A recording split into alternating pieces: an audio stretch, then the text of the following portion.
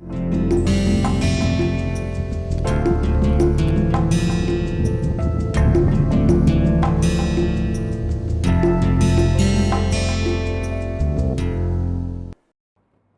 to the next lecture in situ control systems. Previous lecture we tried to cover various monitoring sensors which can be used to control the process. Here we will try to see in situ, that is during the process, what are all the control systems which are used in metal additive manufacturing. In this lecture we will try to see process control, then control objectives, then quality control in additive manufacturing chain, feedback control, then commercial toolkits for powder bed fusion process which are all available, then challenges and opportunities in process control, and finally we will try to see cyber physical attacks which are going on additive manufacturing. So, when we talk about process control, on machine monitoring enables intelligent additive manufacturing capability. Today we are looking for intelligent systems. Intelligent systems are those systems which works on the data and tries to take a decision on spot and try to produce a good quality output.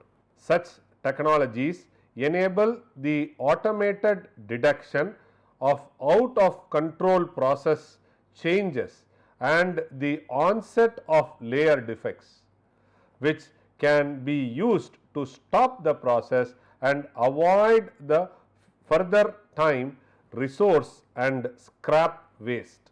So, here during the process of layer by layer fabrication, if you find out that there is a defect which has happened, now the next layer itself will not happen. So, this will be try to take an intelligent approach. Intelligent means it has a deeper understanding with the data and the data which is collect from the process during the process, and next is the previous data which is already available with it. So, with that they try to find out what is the best process possible parameters, or looking into the defect they will try to stop it. So, that is what I said here, the out of control process changes and the onset of layer defects. This is a layer defect, pores, micropores, because of gas, because of the improper solidification or difference in solidification, we try to create microstructural dissimilarity.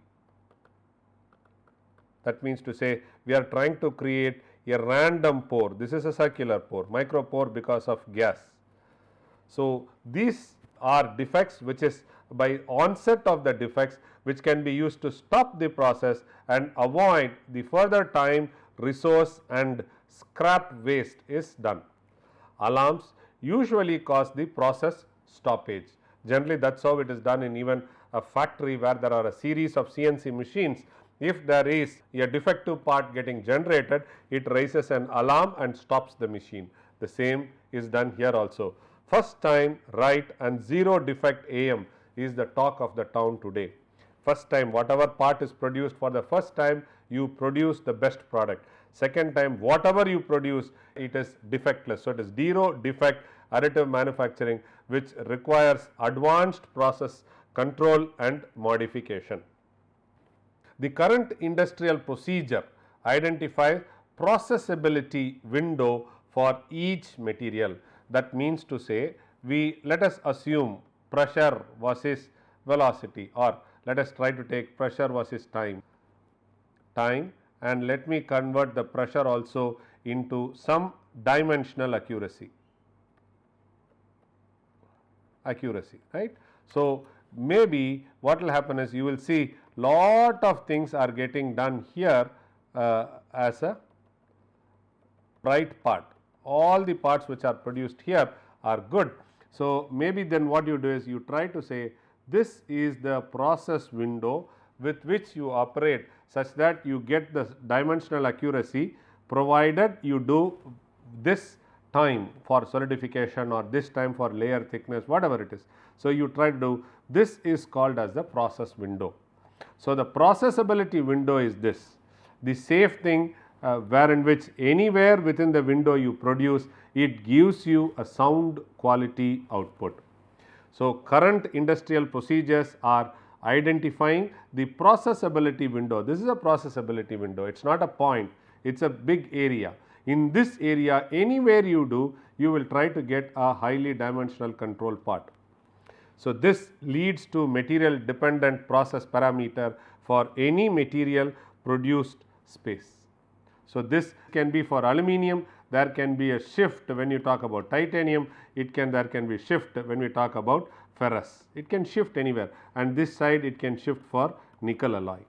This window itself will shift and the window size can shrink or expand. That is what is processability window.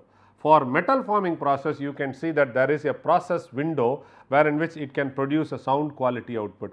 Almost the similar concept is used here to produce sound quality output. This leads to material dependent process parameters for any material produced shape. So, this is only for one particular, say for example, if I want to build a block with 10 layers of dimension 5 millimeter, right, 5 millimeter cross 5 millimeter cross 5 millimeter. If I want to build, so then this is good. Okay. Suppose I try to make the same area, but I try to do it like a void in between, the same volume, but the shape is different, then the window is going to be different. So, for every size you produce, to a large extent you will have a process window which goes around. Okay. Varied geometrical characteristics, part orientation in the construction and support design demands different process parameters to account for local and global heat accumulation and dissipation effect. So, that is what I have very clearly said, varying geometric characteristics, varying orientation of the part and support design. All these things play a very important role in deciding the local and global heat accumulation and dissipation device. In additive manufacturing, the heat management system while developing a product or a part is very important. People use today pulsating heat source, people use today external heating, infrared heating source, induction heating source. People try all sorts of tricks so that they produce a sound quality output. For this, feedback and feed forward control techniques are available today. These techniques are available today, but the data to fit in from the material and for the shape is not available. Today, we have feedback and feed forward technique. Feedback is you have a process, then this process comes back and this becomes your input, and this is your output. Okay. This is the process. So, input, process, output, this is the feedback system which goes, and the feed forward system is you have only this, you have a process here and there is no output coming back. So, when we talk about control objectives, there are three types of objectives. One is called as optimize the process parameter. The next one is increase. When you optimize the process parameter, that does not mean that you are trying to have a higher efficiency in the process or you are trying to have a better accuracy or repeatability. The next control objective can be increase the overall efficiency and the repeatability. The last one is ensure the overall safety during printing process. Safety is also very important. Safety in terms of fumes coming out, safety in terms of the blasting of the small powder which comes out, ejects out because of recoil pressure which exits out from the space. That also is very important to be noted down. And sometimes when you start working with magnesium and if there is an oxide layer getting formed or when there is a presence of oxidation, it leads you a disastrous process. So it tries to burn or it tries to blast. So you have to be careful with whatever comes out of it. And the other thing is laser. Laser, when it tries to hit at a reflecting surface, you can see the light coming out. This light should be made sure that it is confined inside the machine block. If you do it on an open source, it is going to create a problem. So quality control in additive manufacturing chain, there is a design file, then tool path and STL file attack. So wire, shark, etc. are brought in here. So this one is going to be, it talks about tool path and STL file, then it is firmware attack, it talks about remote firmware update, etc. So these are some of the updates which have, these are the wire sharks which hinders the process. Then you have pre-process validation, where the signature based deduction, intrusion checkers, etc. are done here. Then in process inspection, camera based acoustic approach, etc. are being discussed here. And finally, you have post process quality control, which talks about laser, ultrasonic, weighing, etc. So you will have design thinking, these are all the quality change. Design thinking, tool path and STL which is done, then firmware which tries to convert the slicing layer, then pre-process validation which is done in the simulation, then in-process inspection while the process is developed you see, and then finally is the post-process quality control. So these are all some of the quality control checks which are used in additive manufacturing chain. When we talk about feedback control, a feedback control approach involves closed loop adaptation of a predefined process parameter based on real time on machine sensor recording of a target referred quantity. The controller compares the current sensor reading to the set point and adjusts the controlled variable so that the difference is as little as feasible. We always try to use PID controller, alerts. The controlled output depends on instantaneous difference between the current signal and the set point, which is proportional action. So then the past difference value is the integrated action, then how fast the difference evolves over time is the derivative action. So PID. So proportional, integral or proportionate, integral, derivative control, PID. So you see the instantaneous difference between the current signal and the set point, you have a proportional action. Then it is past difference value, the previous value, integrated action.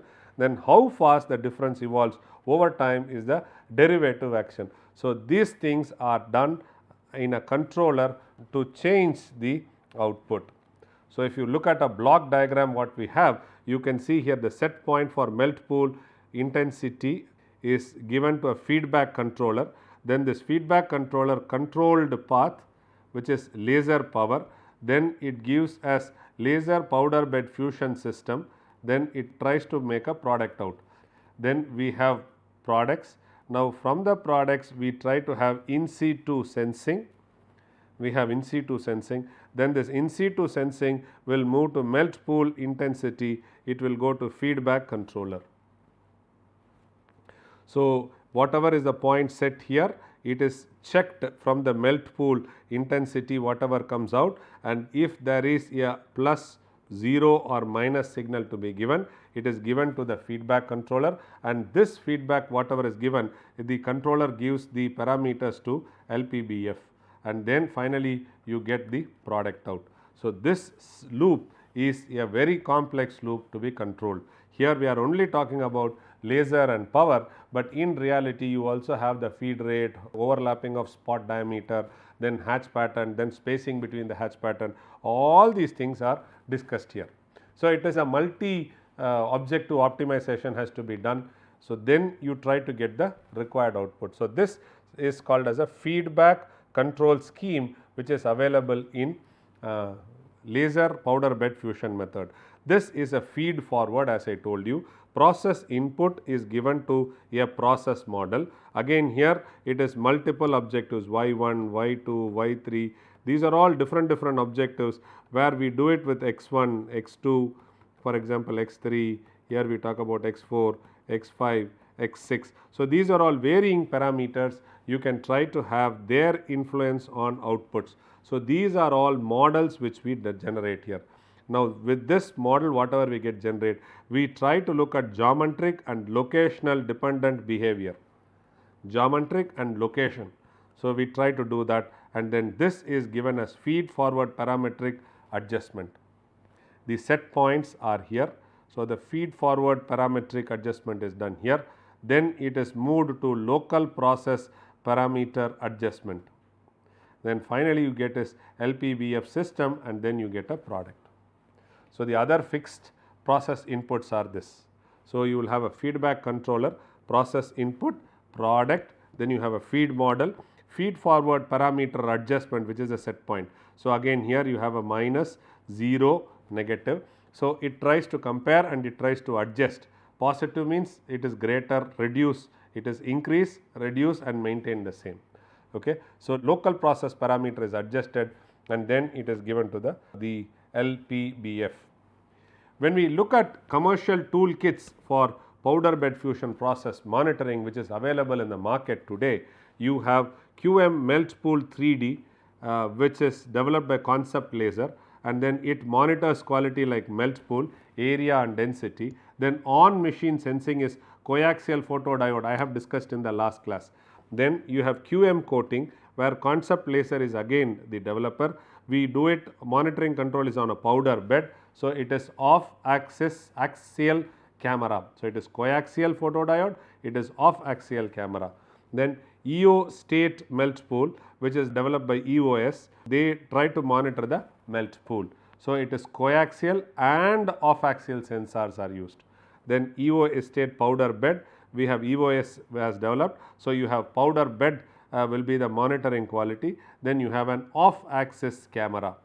EO state exposure OT developed by EOS company, Concept Laser is one, EOS, they are two big giant companies. They look at thermal map over the entire powder bed and they use off axis camera. If you look into it, majority of them has used vision and infrared. So, melt pool monitoring system is going to be, which is developed by SLM Solutions, which looks into the melt pool. It works on coaxial pyrometer. The next one is layer control system LCS, which is developed by SLM Solutions, which talks about monitoring qualities about the powder bed. It does an off axial camera. When we talk about melt pool, which was developed by Renaissance, which is for melt pool, and Anoxity 3D is also done for melt pool. Coaxial photodiodes are used. Coaxial photodiodes and CMOS cameras are used for measuring. We discussed last time what are the different types of CCD cameras and CMOS cameras. Today in the cell phone we use CMOS cameras. Okay. So, you can read about it for your understanding. So, these are the cameras which are used, and in CCD and all you should be doubly sure that the camera does not saturate with respect to the emissivity whatever comes. On machine sensing is, these are the things which are done today.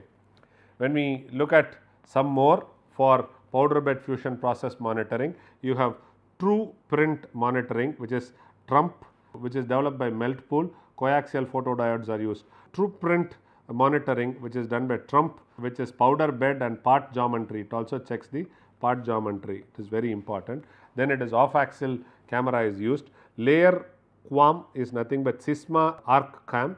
Powder bed is used, or intensity mapping in the slice as a proxy of internal porosity is done, off axial camera. Then XQAM is RCAM is the developer, and backscatter X-ray, look at it, backscatter X-ray is used. X-ray is CT, computer tomography, which we do for a human. We have micro CTs which are used today. Okay. Then different monitoring equipments are used for monitoring equipments are used. So, set for coaxial and off axial sensor available. So, this is print write 3D is the toolkit which is used. So, if you look at it, the Concept Laser, EOS are the standard companies which produces 3D metal additive manufacturing machines. Okay. So, some of the process control challenges and opportunities, it limits of the layer wise monitoring paradigm, it is only there. If you want to have 3-4 layers together, and if you want to monitor them, it is very difficult. It limits of the layer-wise monitoring paradigm, robust on machine porosity detection method, robust, so optical tomography can be used. Big data management is a big challenge, because when we try to take a thermal image, what you get is only a point cloud data. This point cloud data has to be processed for surface, then the processed surface has to be processed for temperature profile. So, this makes a big challenge. So, big data management is a big challenge which is there in front of us. Then training in using these advanced machines and developing good quality output, training is very important. Then transfer learning. Today not many people have learned metal additive manufacturing in particular in a big way. So, whatever a few people have learned, the transfer of learning is not happening. So, here we are now using exhaustively AI, ML, DL, etc. for our understanding and transfer of learning and training. Link between process signature, powder properties and atmospheric conditions are even today not established. Process signature are process parameters which are not even today established. The powder properties and atmospheric conditions. Physical approach is a major challenge. Effective and robust process control strategies are even today trying to be explained or developed for strategic applications.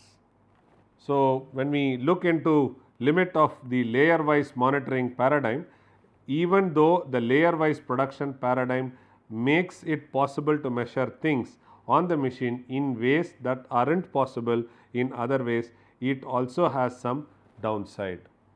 For example, looking at a current layer makes it hard to figure out what is happening below. This is what I said.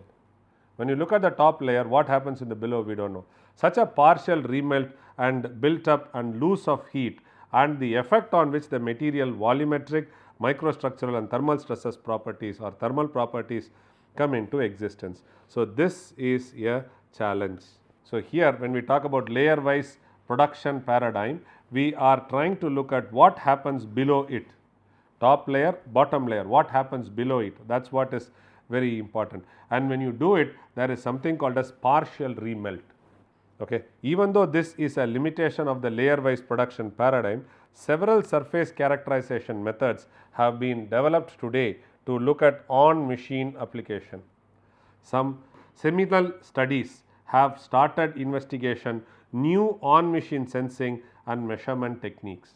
So, it is turned out to be possible to predict volumetric features just by looking at the layer being processed. Now, the techniques are also introducing the studies, right. However, these correlations have just started to be looked into. Using these machines like a dumb box does not mean anything. Buying a metal additive manufacturing machine and understanding each and every process, its parameter, understanding the process parameter influence on the sound quality output, all this knowledge is very important.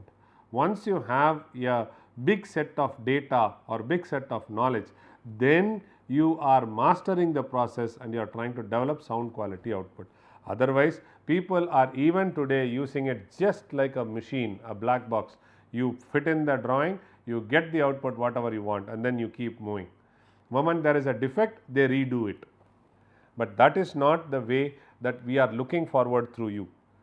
So, robust on machine porosity detection methods are getting developed today. For example, if you have a 3-dimensional pit on top of a layer or in a layer, suppose let us assume that you have a pit like this. Now, how do you characterize it? What are all the characterization tools which are available to do it? If you do it in contact, you will try to scribe over one surface, right. But what you have here is a area. Then when you try to scribe, it is also you try to scribe only one layer of information which is there. That can be here on the top or that can be at the bottom. Okay. So, this is a big challenge for us to develop. So, here volumetric defects are very important in a lot of industrial application, volumetric efficiency. So, if you try to take a photo also, it is very difficult because this photo light will get reflected, it will get internally reflected. So, trying to get the entire detail through an optical tomography is a challenge. So, volumetric defects are very important in lot of industrial applications, but there isn't any accurate method like optical tomography for finding out with sensors on the machine, right. But optical also has its limitation. If you try to do X-ray, so then it is very difficult for you to do layer by layer. Once the process or the part is made, then you can go for X-ray. But during the process, optical tomography is the most acceptable technique.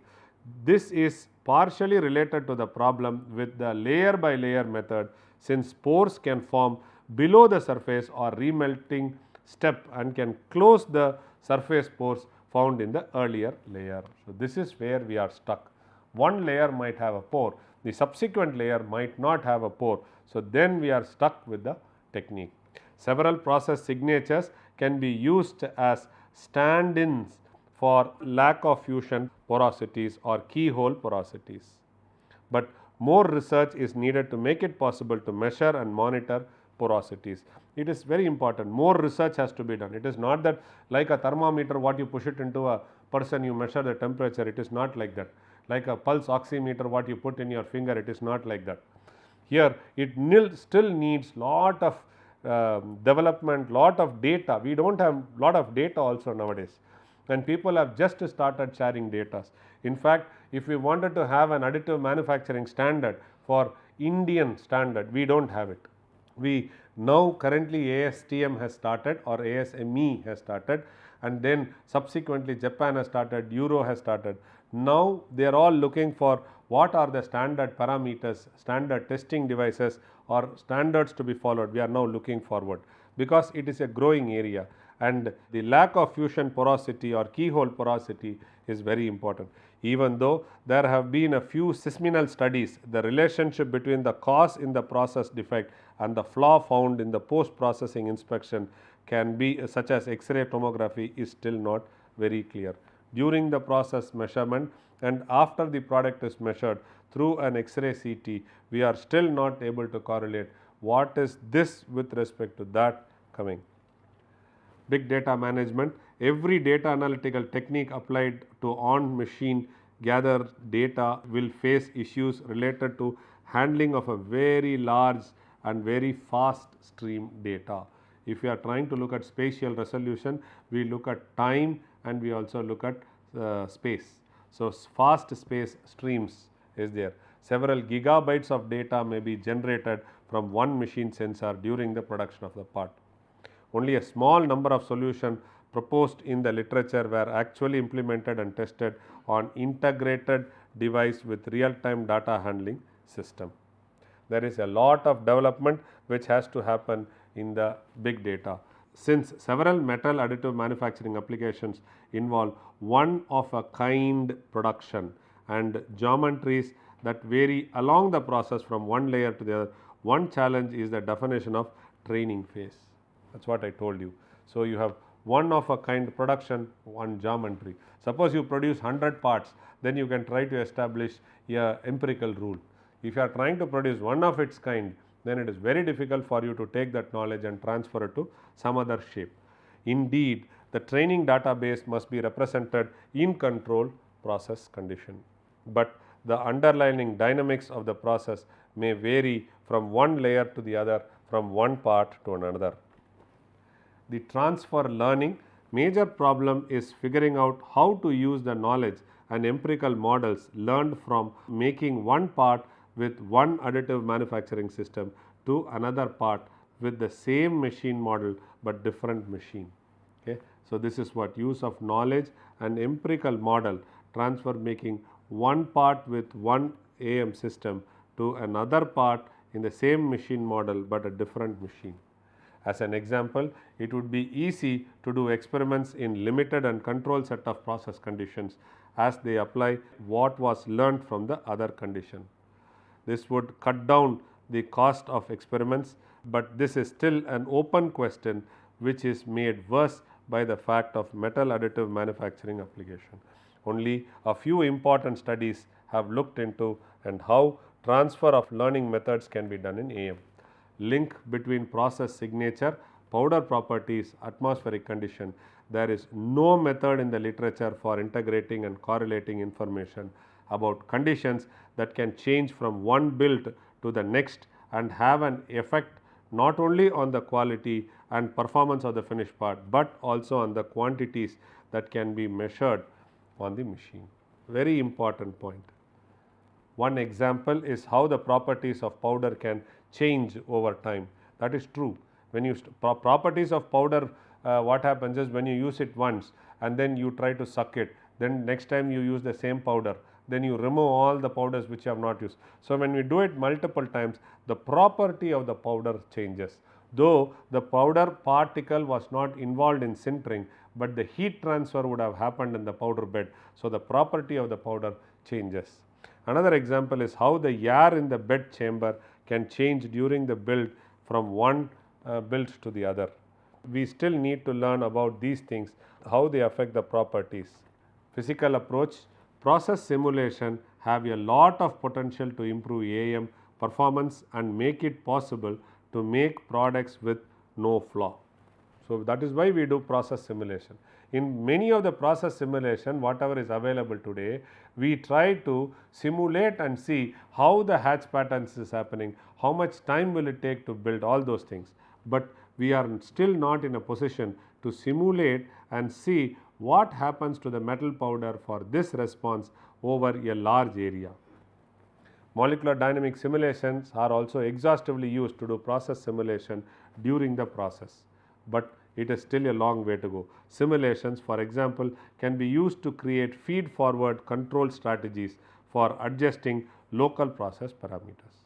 They can also be used to create on-machine monitoring methods that are improved by process simulation and vice versa. Putting real-time data together with process simulation is a field. Putting real-time data together with process simulation is a field that needs to be researched. Why am I giving so much of importance to all these in process and other things is because people always think once you finish a CAD, you dump it into the machine, you will get what you want. Sorry, it is very difficult. What you think and what you get is the same. You have to understand the process, you have to tweak the process parameters such that the best out of the machine can be taken out. Effective and robust process control strategies. Even though there have been some important studies of closed loop control, a few new developments are still a big gap to fill before intelligent control system can be used in industry.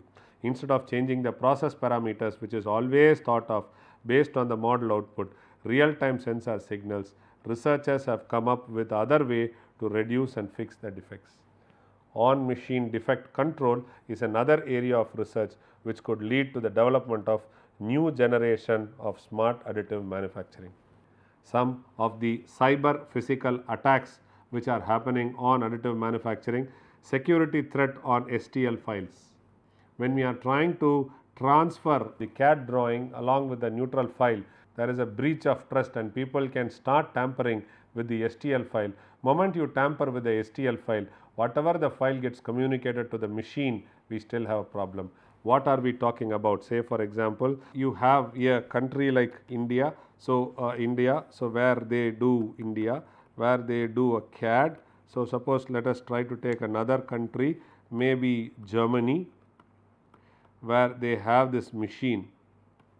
Today what we are talking about is transferring data from here to here. After you make CAD, you make an STL file star.stl and then you transfer the data. The machine is available here. The machine will be running 24/7. This data transfer happens. Here currently when we are transferring it, we don't have a clear policy, clear protocol to protect the tampering of the data or the truthness of the data is converted is carried to the machine. So there can be a security threat on STL file transfer. There can be threat on toolpath file. So toolpath file is the way you are trying to move inside a layer. Then threat on 3D printer itself.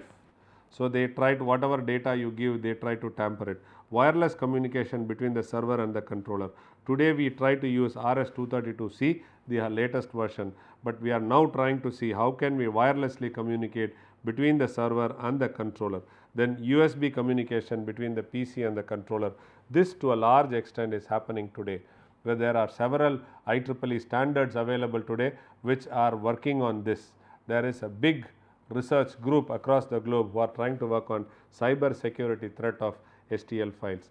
There is a big difference between the STL file getting transferred and a normal high voluminous binary data for getting transferred. Here you have more number of headers, footers and connecting statements and other details, but that is not there in a normal Word format which gets moved.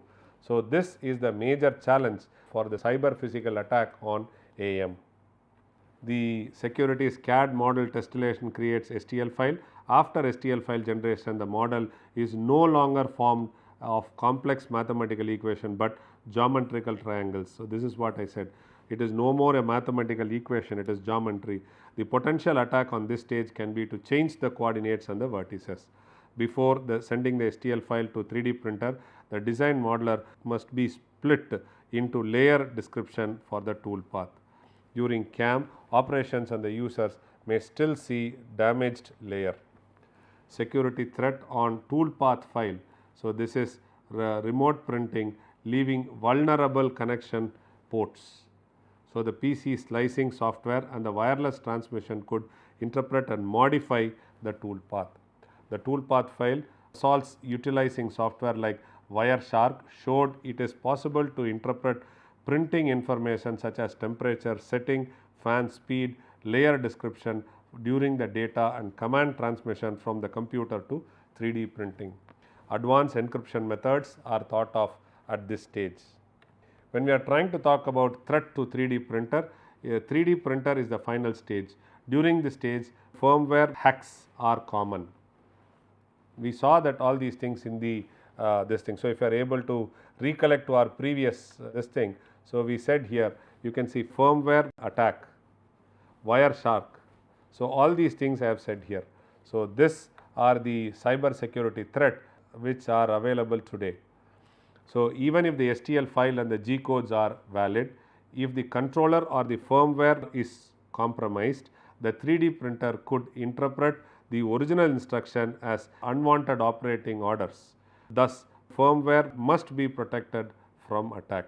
The firmware regulates design geometry and the manufacturing process setting. When we are looking at Wi-Fi, so in the cyber domain, evade dropping and data injection are two common types of cyber attack. So traditional cyber defense mechanism including encrypted code, cyber blockchain encryption and cryptographic checksum would be used in the traditional cyber mechanisms. In the physical domain, leakage of side channel information must, such as acoustic and vibration profile, represents another source of possibility. Accordingly, frequency hopping and mix of random noises to normal operation could be the potential way to prevent the information getting used. So connected device infection is another type of cyber physical attack. So when we use a USB has a virus injected to it. So it is very common to correct various external devices via USB. This enables all kind of attack via USB connection. However, the presence of firewall and the anti-virus softwares on the maintenance of computer to sit effectively. This is the cyber physical attack on AM. So you have additive manufacturing. So this is extruded. This is a normal shell layer. These are the attacked layers with void which was not there in the original part. So this is a cyber attack which is created. So an example for printing speed attack. So you see here under extrusion has happened here. So you see here there is a print attack which has happened here. Attack model with 0.2 millimeter layer thickness. This is 0.05 layer millimeter thickness. So we wanted 0.05, we got it 0.2, or we wanted 0.2, we got it 0.05. So the layer thickness attack has happened here. The attack layer you see here, it is the attack layer. So, here you can see there is an attack layer. So, these are all cyber physical attack which is created on AM. So, what did we cover in this lecture? Points to ponder. The process control and quality control was discussed. Then feedback control was discussed. Commercial toolkits which are available for feedback in powder bed fusion process was done. Challenges and research opportunities in process control and cyber physical attack on AM was discussed. So, assignment: Google and find 3 leading industries and software responsible for process control in 3D printing. Google and find 3 firewall softwares for 3D printing. Please do this. So, this, when you start doing it, you will try to know the name and you will try to see the features which are available. That will try to give you more understanding of this lecture, whatever we discussed. With that, I would like to thank you all for listening to this lecture. Thank you very much.